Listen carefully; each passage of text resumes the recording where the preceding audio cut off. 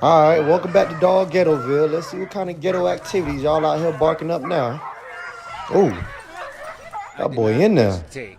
It was my dog. I didn't want to see harm come to Mm. her. That's why I jumped in. I do this every Oh, day. yeah, but y'all some And I struggling. walk Go my ahead, Bill. dogs Tell your just a side of couple the story. blocks. And we've never had no Accountability. There arguments. you go. Y'all gonna shock the dog? Y'all tasing the dog?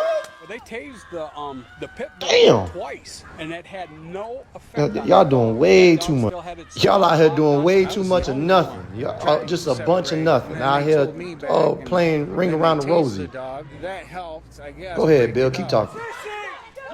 Wait, wait a minute. That dog He's hauling having a hard ass. time holding the dog back. Why that dog got The up out pit of there like that? she's not big. The jaws to open up. That dog does not Yeah, belong it outside. ain't looking too good for Put that Poncho. dog Free my dog down. Poncho. What's going on, everybody? Welcome back to the Dog Father. I'm your dog coach, your lifestyle coach, kicking free game to all you new and inexperienced owners. Today's topic is how to break up a dog fight. So your dog is no longer a puppy now, it's moving into adulthood, is 1 year old now. What can you expect? Well, for people who own male dogs who are intact, you can now expect your dog to start getting into more altercations, to start being more aggressive, to start being more dominant. And what this leads to fights. Even female dogs. Female dogs sometimes can be very dominant. And this leads into altercations with other dogs. Unfortunately, dog altercations and dog fights is kind of so what comes with the territory with owning dogs. And sometimes it's not even your fault. Or sometimes it's out of your control. Like you can have multiple males in the house who are intact and they might get into altercation. You could be one of these owners who like to take their dogs to the dog park. And you might not be able to control somebody else's dog and they attack your dog. And now your dog has to defend itself. Or you could be walking in your neighborhood and a dog jumps the fence or a stray dog comes and attacks you and your dog. So there's many different reasons of why dogs get into altercations and dog fights. Majority of our dogs derive from gray wolves. And when you look at how gray wolves act, you can see that a lot of these times when they get into altercations is usually over territory, resources, and dominance and hierarchy.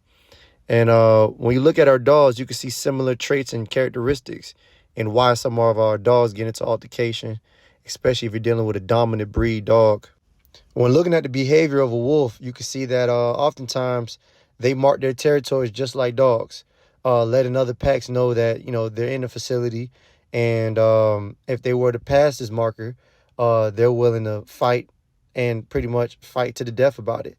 So a lot of times our dogs are like that, especially our male dogs, or if you have a dominant breed dog, or if another dog comes around the house or around the vicinity, they'll feel like they have no choice but to assert themselves. Dogs who fight over resources. Certain dogs might fight over food or toys. They might be food aggressive, and they probably don't like sharing things like balls and stuff like that. That starts fights.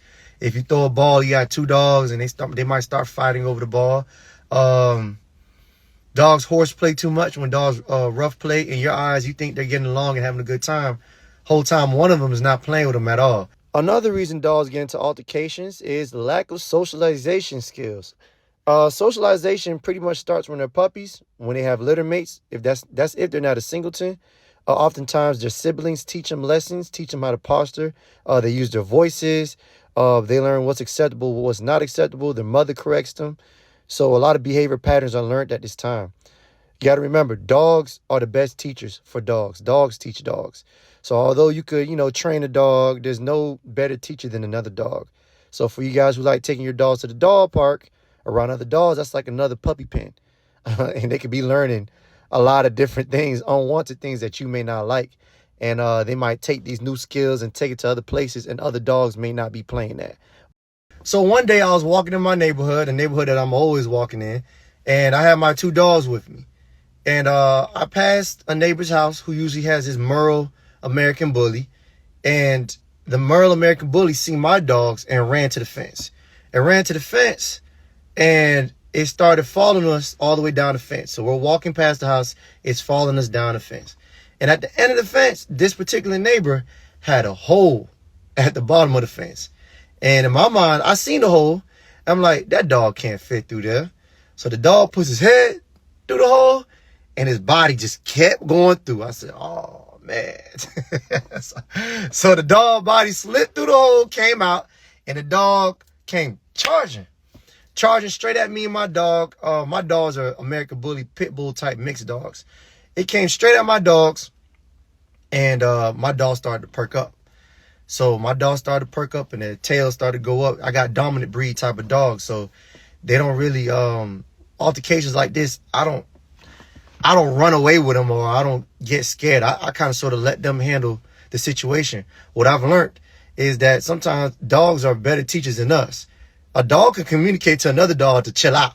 You know what I'm saying? I can't tell another dog that I don't own to chill out, but my dogs can tell that dog to chill out. So I'm going to let my dogs handle this business. So the dog came running up on my dogs. My dogs perked up, got in position, and luckily it was a female.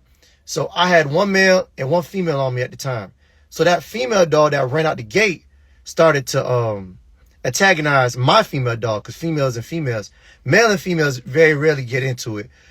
My male dog, he was being a dickhead, and he was trying to hump the Merle dog, but the Merle dog was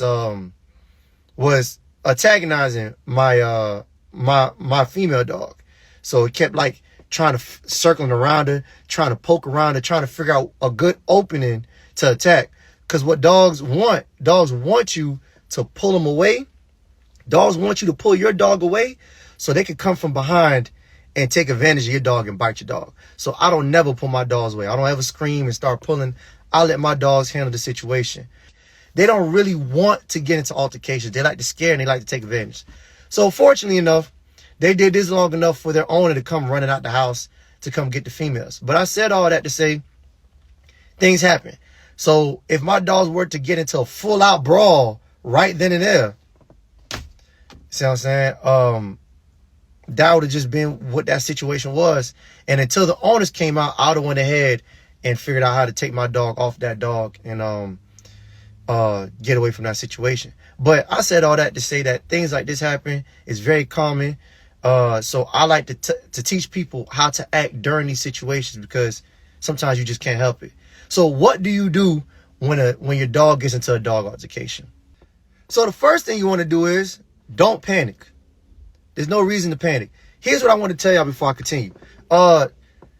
The likelihood of your dog dying from a dog fight is very slim to none. Your dog is not going to die right now for getting into altercation with the dog and you're right there. See what I'm saying? So these instances when people start screaming, get your dog, your dog is not going to die no time soon. Your dog is going to die, but not from this, not from a dog fight. Very rarely do dogs die from dogs fights. Only when the dog is about 3x bigger than the dog. We got a little Chihuahua going up against a Great Dane. Yeah, that's that. But usually fights are, I'm talking about dogs who are amongst the same size, kind of like. Your dog is not going to die right then and there. So there's no need for you to panic. There's no real need for you to worry. Two, what you want to do, this is very important. Number 2 is very important. You want to get behind your dog. You want to wait, kind of sort of. I like to be patient. You want to wait till your dog or one of the dogs have a good hold, because they're going to stop twirling around. When they have a good hold, you want to go ahead and get behind that dog, right? Get behind that dog, and you want to lift your thumb up, right? You want to grab your thumb, have your thumb up like this, and then you want to push your thumb down and put your thumb away, because you won't be using your thumb. So I don't know who came up with that whole put your thumb in the dog's beehole at, but we don't do that here. Leave that in the bedroom. Leave that wherever freaky stuff place y'all got that at. That's not what you do here. That's a myth. I hope y'all know that this thumb don't go nowhere near your dog. It don't do nothing. So let's put the thumb down. Let's leave the Game of Thrones freaky stuff at home. The Future Hendrix album, let's leave that in his album. 3, you want to wait till your dog is in position, either if it's losing or if it's winning. Wait until the dogs stop circling each other. And this is only if the owner's not there. If it's just you two out there. But even still, if the owner's out there, you want to wait till one of the dogs actually has one of them or is latched on.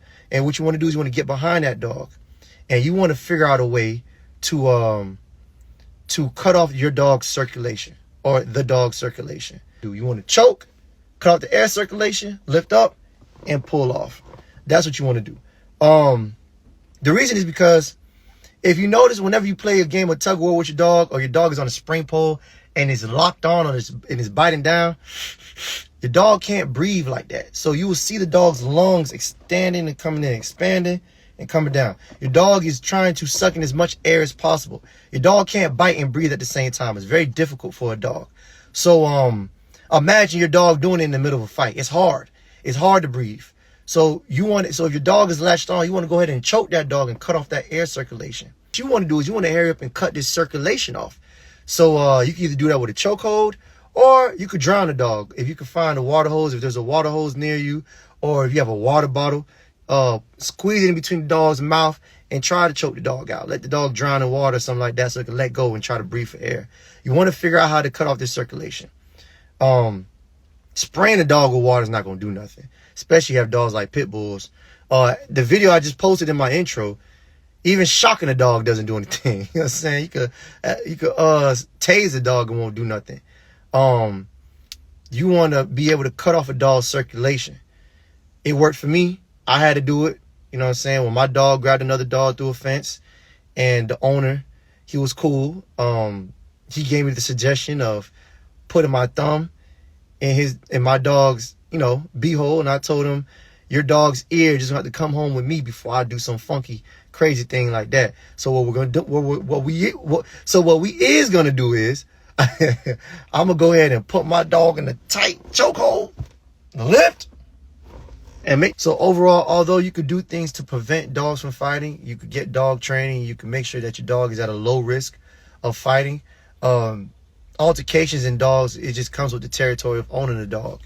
So unless you live far out somewhere in the woods and you're nowhere near other dogs, then I guess. But most owners do experience dogs getting into altercations and dogs fighting, whether it's your fault or not your fault. So I'm just a guy who would rather be a warrior in the garden than the gardener at war. So I'm going to help you. I'm going to teach you what to do in these cases. And there's a lot of different methods to break up a dog fight. I'm just telling you what worked for me. What worked for me may not work for you. See what I'm saying? You may not be strong enough to break up or choke out a dog. Maybe or maybe not. A dog might be twice the size. That's why I also say get water. You know what I'm saying? Try to drown the dog out. So yeah, there's always different methods of doing different things. I'm just telling you what helped me. Other than that, you guys have a good day. Take care of them dogs.